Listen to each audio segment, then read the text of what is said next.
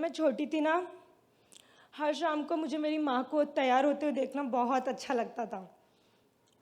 कभी कभार तो मैं उनको हेल्प करती थी तैयार होने में, मेकअप करना, साड़ी पहनाना।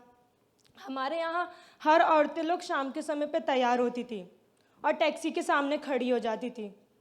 पर मेरी माँ, वो तो टैक्सी में बैठ के जाती थी।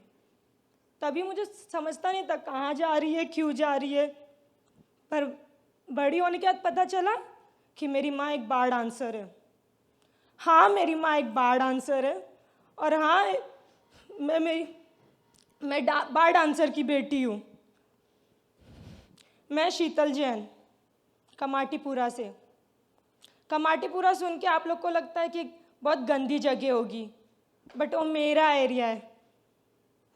जब मैं छोटी थी तो लोग मुझे बोलते थे कि तेरी माँ बार डांसर है तो तू भी बड़ी होके एक बार डांसर ही बनेगी।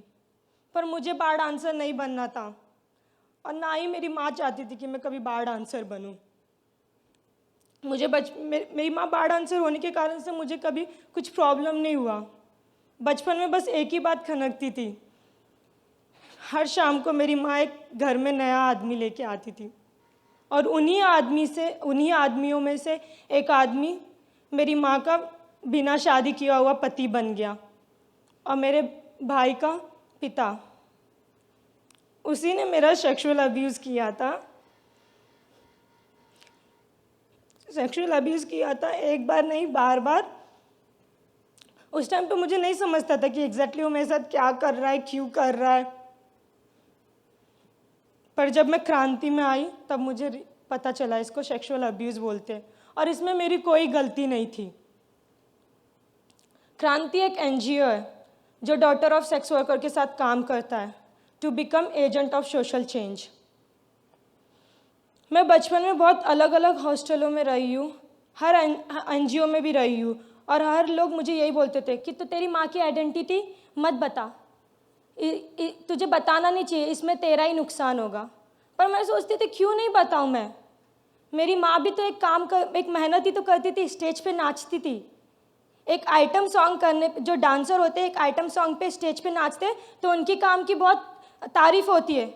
और एक मेरी माँ जो स्टेज पे नाचती थी उसको रंडी बोला जाता था। क्यों?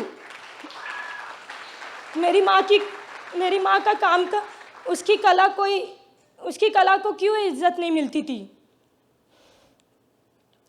मैं अलग अलग एनजीओ में रहने के कारण से मेरी ठीक से कभी पढ़ाई नहीं हुई।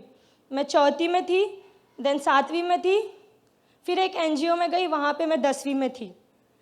एंड उन लोग को जैसे वो हॉस्टल में ऐसा था कि तुमको बाहर की दुनिया देखना, घर से बाहर जाना, ये सब अलाउड ही नहीं था। नई चीज़ एक्सपीरियंस करना, बस पढ़ाई करना और कुछ नहीं। जैसे हर एक टीनेजर में बहुत सारे लोगों का बॉयफ्रेंड होता है, वैसा मेरा भी उस टाइम पे था। और जब उनको पता चला तब उन लोग ने मेरी पढ़ाई लिखाई बंद करा दिया और मुझे घर पे बैठा दिया। तब मैं 10वीं में थी। मेरे लिए बहुत बहुत ही ज़्यादा इम्पॉर्टेंट मैं मानती थी उसको, क्योंकि लाइफ में सही से पढ़ाई नहीं मिली और जब मिला तो घर पे बैठा दिया। और मुझे घर में बैठना बिल्कुल नहीं पसंद था, मुझे कुछ करना था अपनी लाइफ में। एंड तब मैं वापस से क्रांति में आई। क्रांति एक ऐसा स्पेस है जहाँ पे तुमको थेरेपी मिलता है, तुमको नए नए चीज़ एक्सपीरियंस करने मिलते हैं, खुद से ट्रैवलिंग अकेले करना मिलता है, इंटर्नशिप करना मिलता है, सब कुछ। और यही करते करते मुझे मेरा पैशन पता चला, ड्रम।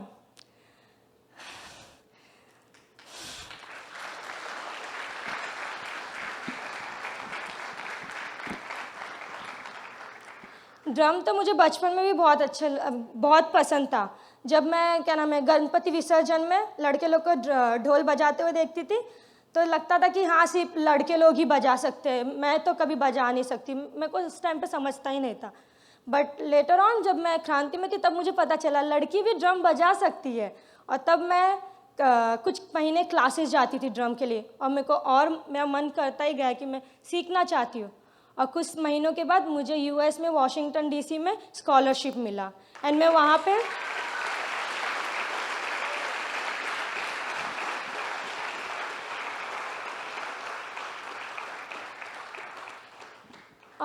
पे 10 महीना थी। वहाँ पे सीखा, नए नए चीज़ एक्सपीरियंस किए। अब जब मैं सपने देखना सीख गई हूँ, मुझे सपने देखना अच्छा लगता है, तो मेरा एक और सपना है कि मैं मेरे एरिया में कमाटीपुरा में एक अपना खुद का स्कूल खोलूँ, जहाँ पे मेरे जैसी लड़कियाँ लड़के सब लोग आके ड्रम सीखे, म्यूज़िक सीखे, जो उनको सीखना है। जैसे मुझे रियलाइज़ हुआ कि मेरा बैकग्राउंड है, मेरा बैकग्राउंड मेरा वीकनेस नहीं है, बल्कि वो स्ट्रेंथ है। वैसे मैं चाहती हूँ कि हम जैसे लोग अपने बैकग्राउंड को दबाए ना, बल्कि खुले आसमान में उड़े, क्योंकि ये आसमान हमारा भी है। Thank you.